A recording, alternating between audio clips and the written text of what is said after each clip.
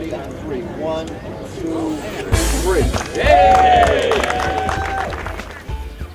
Today we celebrate a new beginning for this neighborhood, and it is our hope that when you leave today, you will conclude, as I have, that the First Resource team has brought spectacular change to these buildings, resulting in a safer environment and an establishment or reestablishment of the community that began here almost 100 years ago. Springfield unveils a massive facelift for a part of the city that had fallen on very hard times. ABC 40's Ray Herschel has this. 1, 2, 3. The ribbon is cut for a massive public housing project in Springfield. Federal and state funds helping make it happen. 3 projects total 27 buildings. The Worthington Common Apartments, City View Commons in the Upper Worthington Historic District. Not that long ago, this was a tough, crime-ridden area where residents feared for their safety. It's much better now. I mean, before it was all like nasty looking and ugly looking out here, but it's much better now. The apartments are much nicer. Not only are the apartments nicer, but residents like Leandra Padilla feel safe here. I think it's much safer now than it was before. Oh, why is that? Because there's not a lot of people hanging around anymore. Springfield Mayor Dominic Sarno selected First Resource Development Company for the huge undertaking. He says the transformation will be a permanent one because of the track record of the developer, which he cannot say about some others. I should know to plenty of developers because of their track record. They'll come in, what's the old line? They'll put a little lipstick on a pig and then they walk away from it. But that's not the case with First Resource Development, says the mayor. Gordon Pulsiper is the developer of choice here, and he saw the problem right away. What we noticed first is there's no visible management, and that tenants were allowed to do what they want. And what that ended up doing is breeding crime. Pulsiper says on-site management, an extensive security system totaling over 350 security cameras to monitor all common areas will help keep the area safe for the long run. So you're confident this area in its transformation will remain safe and will be a breath of fresh air for the city? As long as we're here, it will be. This transformation has been a long time in coming. It's been a 7-year commitment to complete this project. In Springfield, I'm Ray Herschel, ABC 40. This is a great occasion, especially for those who have participated in reshaping this neighborhood. To the honored guests on stage, to my friends and colleagues on the City Council, Councilor Walsh, Councilor Rook, Councilor Williams, thank you for being here. To the city departments, great work. To all the funders that are in the crowd, I love the work that Gordon Pulsifer does. As you can see from the before and after pictures, it was quite the transformation. This grand opening includes, as Frank stated, 3 projects, Worthington, City View Commons 1 and City View Commons 2, for a total of 445 apartments and 27 buildings. It's one of my favorite parts of the development process when we process an application for the National Park Service, which is required for the federal tax credit. We have to research at Mass Historic each and every building, review census data, and learn about each building. Almost a century ago, development within the Upper Worthington district, what is now an historic district, was stimulated by the economic prosperity in the city of Springfield. The area began a decline in the 1960s due to the general downturn in the city's economy. At that time, buildings began to fall into disrepair. Our next speaker has arrived from Washington today to celebrate with us, and he has been a significant supporter for this redevelopment plan. Congressman Richard E. Neal of the Massachusetts 2nd District.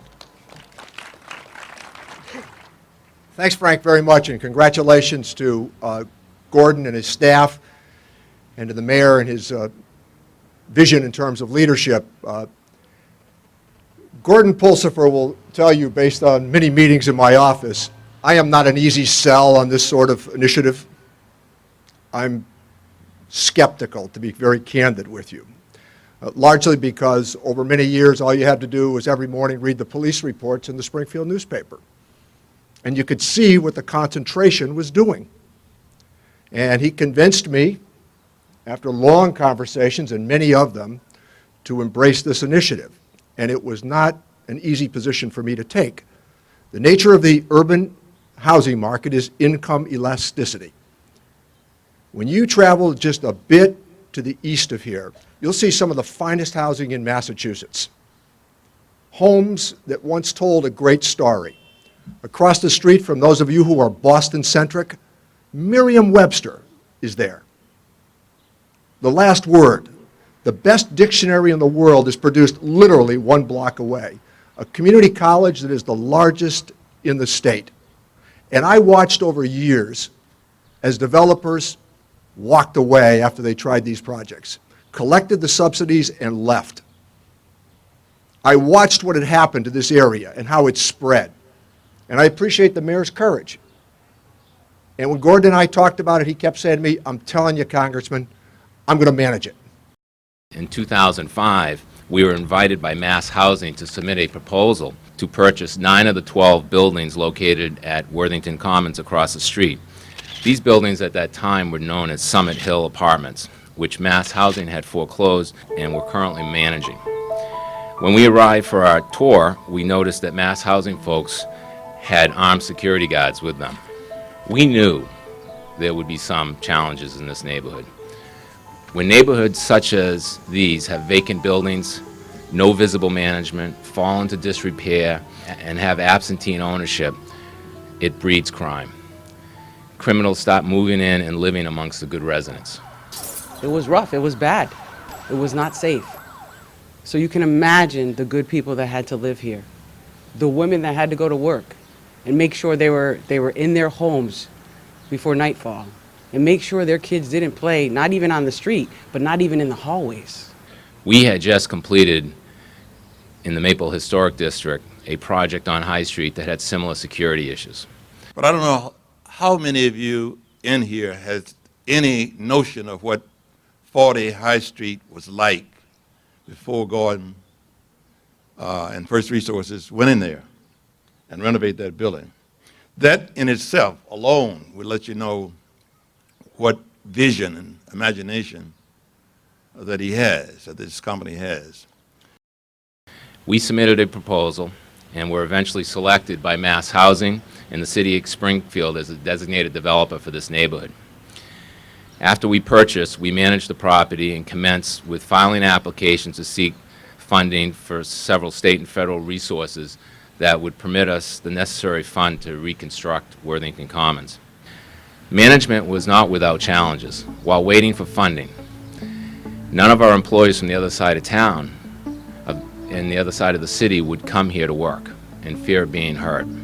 We were forced to hire all new employees in this area. The existing office for Worthington Commons across the street was located in a building, and if you were in this office, you were totally trapped if something were to happen. When we completed Worthington, we realized that we merely had a foothold in this neighborhood. We had circled the wagons on the other side of these buildings, and we realized that until we purchased the rest of the buildings in the neighborhood, we could not control security issues. It was our intention to add to these buildings by selecting some of the vacant surrounding buildings on Worthington and Federal Streets. We had also planned to build an office and community center which would allow us to meet with our residents. This building would also have an extensive security system which would connect each building to the main office. And I remember walking this Federal and Worthington Street, and Gordon had started work, just about finishing some work, and this says it all. Where areas were untouched yet, and areas that the blue shirts, I call them, First Resource, had done over, it was night and day. Transformation had occurred, where the residents had indicated to me that even though there might be issues across the street, we have no problems here. And I think that's a mark of a good developer, not only in construction, but from the history to getting the community involved as part of the solution. Gordon gets it. One of the things that really is, I think, can't be overstated is Gordon's commitment to management. I think when I was out here for the first time talking to Gordon, at that time as a private consultant trying to convince some concerned neighborhood residents in the South End about what affordable housing could be and the way it could be managed. I brought that gang up to the new security office that Gordon put together, and they could see just how real property manager does it, and the way that they control the area that they're involved in, and the level of service that they can expect. When Gordon talked to me, I thought he was entirely candid when he said to me, some of the developers across the country now, when they do this sort of housing, they're content just to get the subsidy, and they don't care about the rent. What does that tell you about being able to reinvest in the property to upgrade it? So this is complicated. I'm delighted that this is happening, but management remains the key. We have gained the trust of these residents. These residents now feel comfortable coming to our management staff and working together in order to feel secure and living here. I ask anybody to come here any night and walk this neighborhood. You'll be quite impressed. I often do it myself, and to walk in here and hear no noise, well lit, people in their apartments, no rowdy gangs and crowds, and it really says to us, hey, we got there. It used to be a lot of drug activity where we didn't want our kids outside. Now it's okay where we sit outside and let our kids play. Years ago, it was horrible. It was very, very ugly. I mean, my children and I didn't even remember what it was to sleep on a bed, having to sleep on the floor because of the crime level that was out here. And they've put in all their time and effort to really, really change everything out here. And they've done a great job doing so. I went from a second floor now to a first floor, and we sleep on a bed. I want to congratulate Gordon and his team and the City of Springfield for an incredible success story here. We've provide long-term financing for affordable housing all over the Commonwealth, and we're up to about $750 million and 17,000 apartments, and maybe closer to 18,000. But I have to say, to me, this project, this effort is really, really different. And it's addressing a few critical needs. One is quality of life. Second is getting properties into responsible hands, owners and managers like Gordon who have a long-term stake in Springfield. And third is giving residents a sense of security and a sense of confidence in the future of the city. Those are the important housing objectives here in this city, in this neighborhood. I also had a chance to look at the units, and you can see every red cent of the $65 million in every one of those 445 units over there. That's a really significant commitment in terms of number of units, in terms of number of families that are going to be housed. $65 million investment, of which about $40 million came from low-income housing tax credits or state-controlled resources. So it's really great to see what you've done, Gordon, with the money. Yeah, they did a really good job. It looks a lot better. You wouldn't even think this is the same neighborhood. I mean, a lot of people even drive by and ask me questions, and yeah, this is the same neighborhood. Just remodeled, not only inside but outside. I was truly amazed to see the work and the dedication and the commitment that went into making this project a reality. I was standing here in the parking lot this morning, and I remember what this was like just a short period ago. And I remember many times driving along Armory Street and seeing what this wall was like that was there previously. And the design of this area, I talked to the landscape architect and some of the people who were involved in the design, and I commended them for allowing, from where you're sitting, one of the best views you can get from this location. It's commitment like this, obviously, that makes a community strong. Now, we started here. I have them down in the South End area, the Hollywood section, as we start to reinvigorate that area. And we will continue our march up into Lower Forest Park and the Belmont Avenue corridor. I say this because I actually grew up in a neighborhood just like this, very similar. And I still live in that neighborhood, but it's not the same.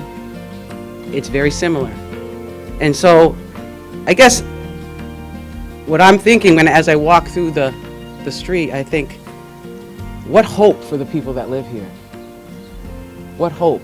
I look around and I see my brothers and sisters all working, very proud. I see many families very, very proud to live in good housing, decent housing, to be respected, to be cared for.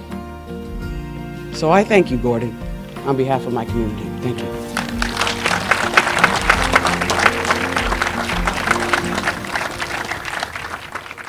But this has been about a collaboration and partnership. City, state, federal officials, whether housing or governmental, and the transformation, again, night and day. People feel comfortable, families feel comfortable, and if they feel comfortable, they're able to pursue more of a positive life in the city of Springfield. So to each and every one of you, and Gordon, especially to you and your team, we thank you for your continued belief and investment in the city of Springfield. Thank you so much. God bless you, God bless your families, and God bless our city of Springfield. Thank you.